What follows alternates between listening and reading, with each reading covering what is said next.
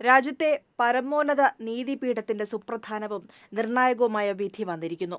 രാഷ്ട്രത്തിന്റെ ഫെഡറൽ സംവിധാനത്തിന്റെ കടക്കൽ കത്തിവയ്ക്കാൻ കേന്ദ്ര സർക്കാരുകൾ ഗവർണർ പദവിയെ ദുരുപയോഗം ചെയ്തുകൊണ്ടിരിക്കുന്ന സവിശേഷ സാഹചര്യത്തിലാണ് സുപ്രീം കോടതിയുടെ ഈ വിധി.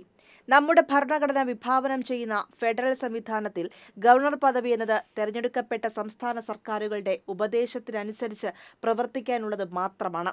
ഇതെല്ലാം അട്ടിമറിച്ചാണ് ഗവർണർമാർ കേന്ദ്ര ഭരണകൂടത്തിന്റെ ചട്ടുകമാകുന്നത്.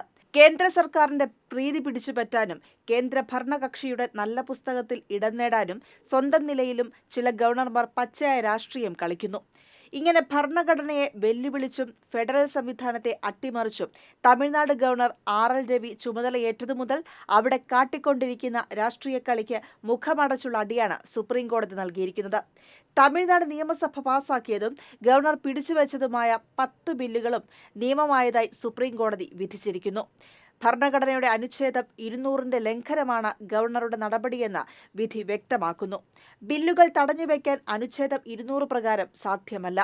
ബില്ലുകളിൽ ഗവർണർമാരുടെ നടപടി ജുഡീഷ്യറിയുടെ പരിശോധനയ്ക്ക് വിധേയമാണെന്നും സുപ്രീം കോടതി വ്യക്തമാക്കി.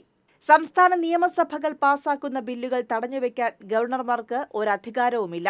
ബില്ലിൽ എന്തെങ്കിലും തിരുത്തോ മറ്റോ നിർദ്ദേശിക്കാനുണ്ടെങ്കിൽ ഗവർണർ അത് നിയമസഭയ്ക്ക് തിരിച്ചയക്കണം.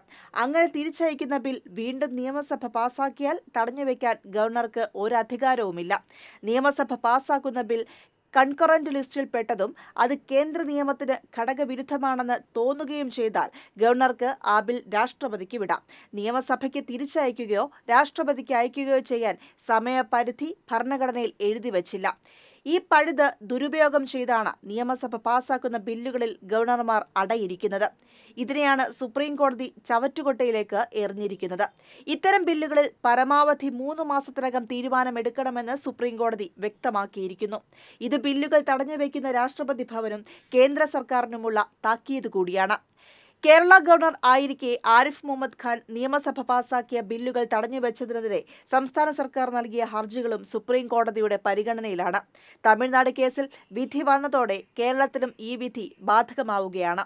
ചാൻസലർ പദവി ഉപയോഗിച്ച് കേരളത്തിലെ സർവകലാശാലകളെ കാവ്യവൽക്കരിക്കാൻ നടത്തിയ നീക്കം തടയാനാണ് നിയമസഭാ സർവകലാശാല ബില്ലുകൾ പാസാക്കിയത്.